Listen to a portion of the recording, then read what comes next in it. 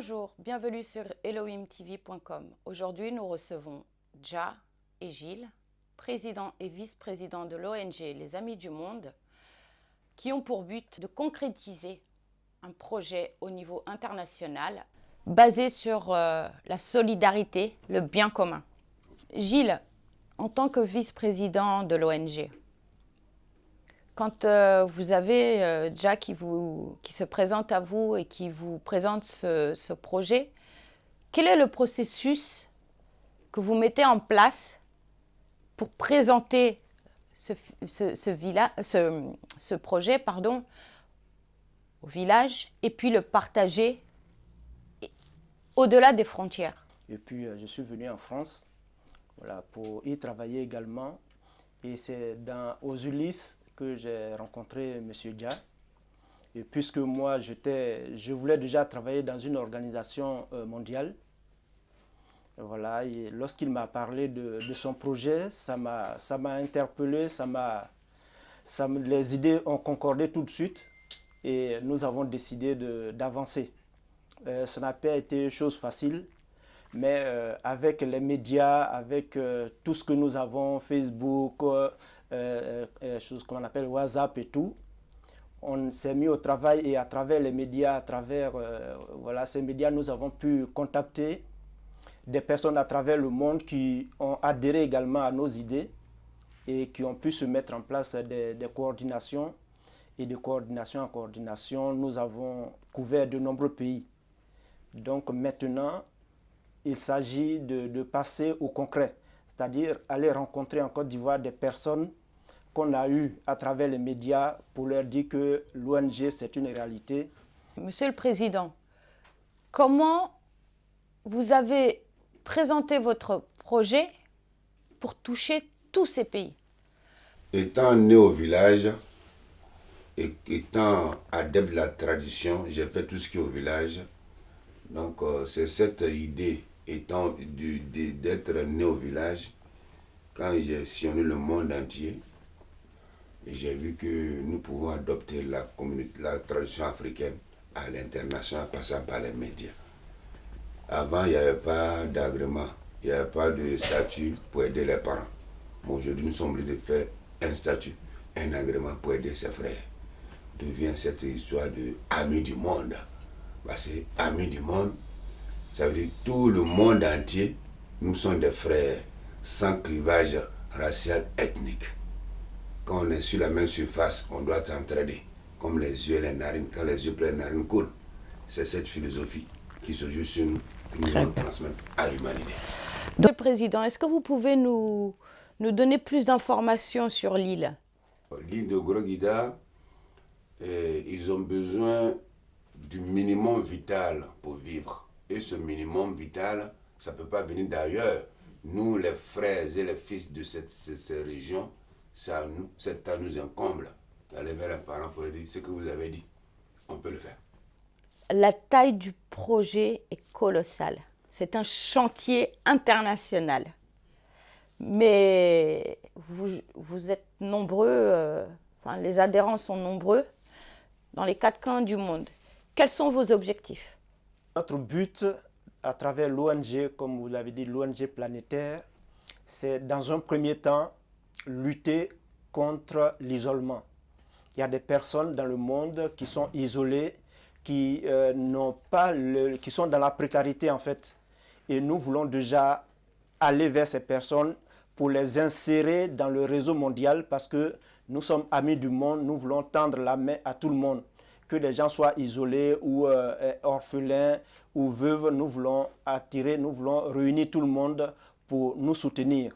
D'où le rôle de la solidarité dans cette association. Le deuxième objectif, c'est d'amener les Africains à voir les choses autrement. Parce que la tradition des ONG doit évoluer. Nous ne pouvons pas toujours tendre la main pour recevoir le développement. Nous devons être des personnes qui prennent notre destin en main pour développer nos régions, nos pays, dans tous les coins du monde.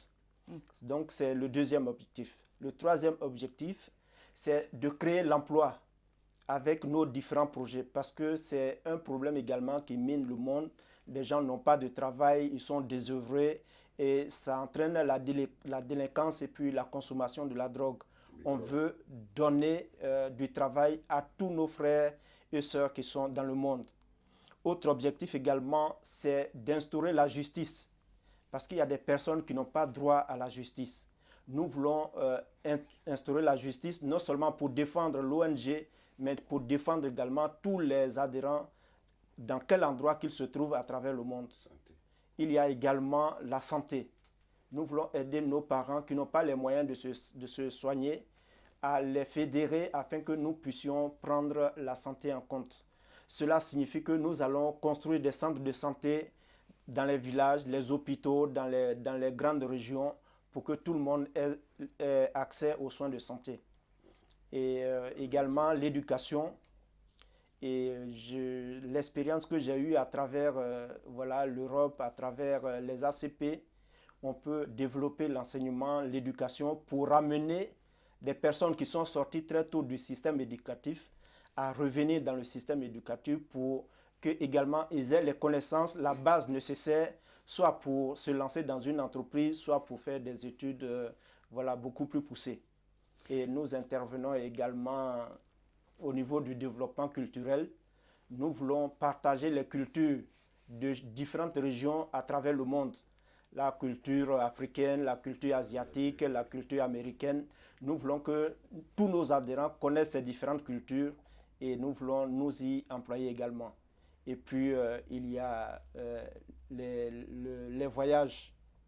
Les voyages, ça va de pair avec la culture parce que nous voulons que nos frères, nos amis du monde se déplacent et qu'ils découvrent de nouveaux horizons à travers les séminaires, à travers les, comment on appelle ça, les AG que nous allons tenir dans différents endroits du monde pour qu'ils puissent voyager. Et un élément que quand on avait expliqué qu'il y avait des dames qui étaient intéressées, c'est le côté matrimonial. On n'est plus un village, on n'est plus un seul pays, mais on est mondial. Alors, s'il y a des dames ou des jeunes femmes qui ne se marient pas dans leur pays ou dans leur continent, elles peuvent trouver des maris sur d'autres continents. Donc, ce volet-là également, on l'inclut dans nos objectifs.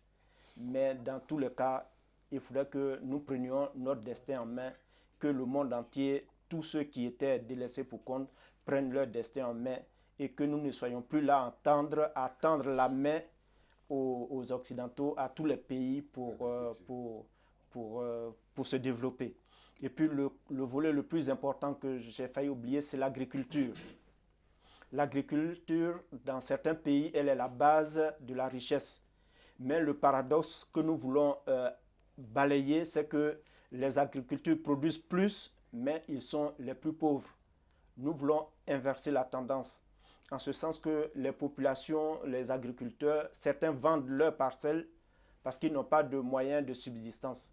Nous voulons travailler avec eux. S'ils ont des parcelles qu'ils ne peuvent pas mettre en valeur, ils contactent l'ONG. L'ONG délimite leurs parcelles, l'ONG met leurs parcelles en valeur et nous travaillons ensemble pour que voilà, il n'y ait plus de misère dans nos campagnes. Pour parler vrai, en Europe, on a eu des fois des déceptions. Il y a des familles ici en Europe qui ont payé des associations, c'est arrivé des escroqueries, des fraudes. Et c'est dur aussi pour la diaspora qui est dans le pays d'accueil de donner une cotisation et le jour de la découverte, rien n'a été fait. Est-ce que vous êtes prêts aussi à pouvoir pallier à ces méfaits? C'est vrai, il y a des ONG qui se sont proclamées ONG, mais ils ont grugé les parents. Et jusqu'à présent, c'est la même question qui revient. Est-ce que si nous on cotise, vous n'allez pas nous gruger? C'est notre objectif. Voilà pourquoi aujourd'hui, j'ai fait appel aux médias du monde entier de venir voir qu'est-ce que nous voulons faire avec les Africains pour ne pas que demain, certains disent c'était comme ça, c'était comme ça. Voilà pourquoi nous publions tout ce que nous voulons faire à l'international. Parce qu'aujourd'hui, il faut dire à l'Africain, c'est plus le moment de dire lui l'avant, mais de lui l'avant aider. Nous devons nous entraider nous-mêmes. Il faut d'abord s'aider prends ta machette, va en brousse, commence à nettoyer pour que l'autre vienne t'accompagner. Mais si on est assis au village, avec les téléphones, l'internet, on vend les forêts, qui va nous aider? Aujourd'hui, l'Africain, il n'a pas les moyens, mais il faut leur apprendre à pêcher que de leur donner à manger. Parce que nos frères quittent ici, habillent, chaussures. Mon frère en France, mais qu'est-ce que tu fais de ce monsieur qui est là? Avec 1500 euros, 2500 euros, ou bien 1,5 million, il peut déjà faire la culture. Les poulets de chair, là, c'est 45 jours, tu commences à avoir des poulets déjà pour vendre. Mais il prend ces 1,5 million, il tombe dans l'eau pour venir en Europe. L'Europe est saturée, l'Afrique est encore vierge. Nous voulons faire de cette association qui est ONG, l'outil qui peut maîtriser, qui peut maintenir l'Africain sur place, pour ne plus nager, mourir dans les eaux. Nous sommes là pour assurer tous nos adhérents.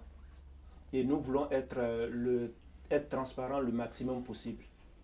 Et nous sommes en phase de construction. Mais nous mettons tout en place, les assemblées générales, le comité de surveillance. Tous ces organes-là sont prévus dans l'ONG pour ne pas que quelqu'un se sente frustré ou floué ou escroqué. Et nous allons faire chaque fois avec les membres, mettre les comptes de l'ONG, faire le point chaque fois que nous aurons une assemblée générale pour voir ce qu'on a fait, ce qu'on a reçu et ce qu'on a fait de l'argent qui a été versé. Ceux qui restent en Europe, comment ils vont pouvoir aussi bénéficier via l'adhésion de l'ONG, pouvoir avoir accès à des produits?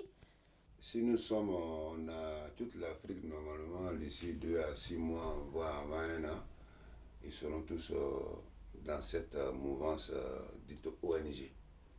Notre bâton de pèlerin, c'est de promouvoir l'agriculture africaine, parce que le reste du monde aujourd'hui, je pense que c'est plus ce que nous mangeons, il n'y a plus de naturel. Alors que l'Afrique a encore une terre vierge.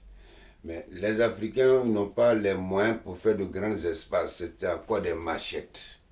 Alors qu'aujourd'hui, nous devons moderniser l'agriculture africaine pour que le monde entier puisse être servi. Et produire en grande quantité. En grande quantité pour livrer en grande quantité. Donc nous pouvons dire réellement que nous sommes aujourd'hui, avec l'engouement de tous les pays où nous sommes représentés, qui regorgent beaucoup de richesses, la faune, tout. Nous pouvons dire aujourd'hui qu'on est capable, d'ici 1 an, de servir l'humanité en produits naturels. Merci à vous. Votre projet, il est aussi brillant que le roi soleil. Je vais aussi mettre mes lunettes de soleil et je vais vous rejoindre parce que je veux faire partie de ce voyage. C'était Gaïa pour l'émission Au cœur d'une association pour ElohimTV.com. À bientôt.